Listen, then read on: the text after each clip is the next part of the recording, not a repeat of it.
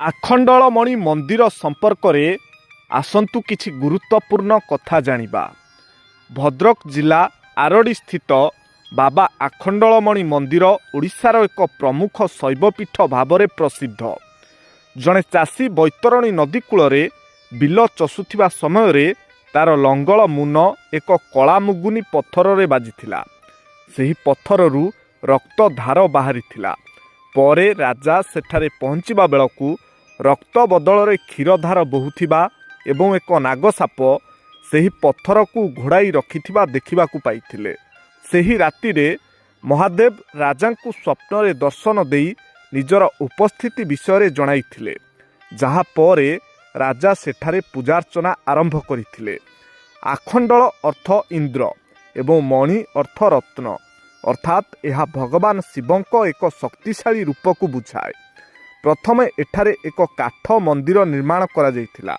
ପରେ ବର୍ତ୍ତମାନର ମନ୍ଦିର ଗଠନ କରାଯାଇଛି, ଯେଉଁଥିରେ ସୁନ୍ଦର କାରୁକାର୍ଯ୍ୟ ଦେଖିବାକୁ ମିଳେ। ରାଜା ଯାଜପୁର ଜିଲ୍ଲାର ନହର ଗ୍ରାମରୁ 5 ଜଣ ବ୍ରାହ୍ମଣଙ୍କୁ ଆଣି ଏଠାରେ ସେବା ପୂଜା ପାଇଁ ନିଯୁକ୍ତି କରିଥିଲେ। ଜାଗର ଯାତ୍ରା ବା ମହାଶିବରାତ୍ରି ଏଠାକାର ପ୍ରମୁଖ ପର୍ବ। ଆପଣ ଏହି ମନ୍ଦିରକୁ କେବେ ଯାଇଛନ୍ତି କି? ଯଦି ଯାଇଛନ୍ତି ତାହେଲେ କମେଣ୍ଟରେ ନିଶ୍ଚୟ ଲେଖନ୍ତୁ। ଆଉ ଯଦି ଭିଡ଼ିଓଟି ଆପଣଙ୍କୁ ଭଲ ଲାଗିଥାଏ ତାହେଲେ ସେୟାର କରିବାକୁ ଜମାରୁ ବି ଭୁଲନ୍ତୁ ନାହିଁ। ଈର୍ଷା ଅନ୍ୟକୁ ଦେଖି ଜଳେ, ନିଜକୁ ପୋଡ଼େ। ଈର୍ଷା ମନର ଶାନ୍ତିର ସବୁଠୁ ବଡ଼ ଶତ୍ରୁ। ସନ୍ତୋଷ ଥିଲେ ଈର୍ଷା ହୁଏ ନାହିଁ। ହିଂସା ବଳ ନୁହେଁ, ଦୁର୍ବଳତା। ହିଂସା ଦ୍ୱାରା ଶାନ୍ତି ନୁହେଁ, ଅଶାନ୍ତି ବଢ଼େ। କରୁଣା ହିଂସାଠାରୁ ବଡ଼ ଶକ୍ତି।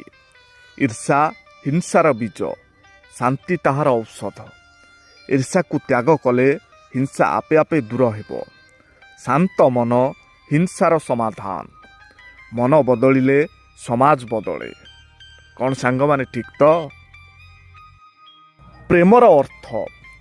ପ୍ରେମ କେବଳ ଶାରୀରିକ ନୁହେଁ। ପ୍ରେମ ଜଣେ ବ୍ୟକ୍ତି ପାଇଁ ନୁହେଁ, ପ୍ରେମ ବ୍ୟକ୍ତିତ୍ୱ ପାଇଁ। ପ୍ରେମ ଜଣେ ବ୍ୟକ୍ତିର ଆଚରଣ ପାଇଁ।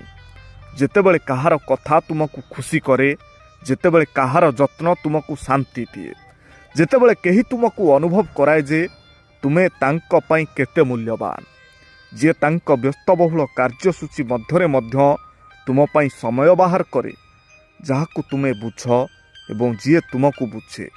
ତୁମେ ପ୍ରତ୍ୟେକ ଥର ଏପରି ବ୍ୟକ୍ତିଙ୍କ ପ୍ରେମରେ ପଡ଼ିଯିବ, କାରଣ ପ୍ରେମ ଜଣେ ବ୍ୟକ୍ତି ପାଇଁ ନୁହେଁ, ବ୍ୟକ୍ତିତ୍ୱ ପାଇଁ। ସାଙ୍ଗମାନେ, ଖୁସିର ସିନ୍ଦୁକ କିଏ ଆପଣ ଜାଣିଛନ୍ତି? ଖୁସିର ସିନ୍ଦୁକ ହେଉଛନ୍ତି ବାପା ମା। ସମୟ ଖରାପ ହେଉ କି ଭଲ, ଆମ ସହ ସବୁ ପରିସ୍ଥିତିରେ ଯିଏ ଥାଆନ୍ତି ସିଏ ହେଉଛନ୍ତି ଆମ ବାପା ମା। ତେଣୁ ସାଙ୍ଗମାନେ, ବାପା ମାଙ୍କ ଆଖିରେ କେବେ ବି ଟୋପାଏ ଲୁହ ଦିଅନ୍ତୁ ନାହିଁ, କିମ୍ବା ତାଙ୍କ ଦୁଃଖ କଷ୍ଟର କାରଣ ବି ହୁଅନ୍ତୁ ନାହିଁ।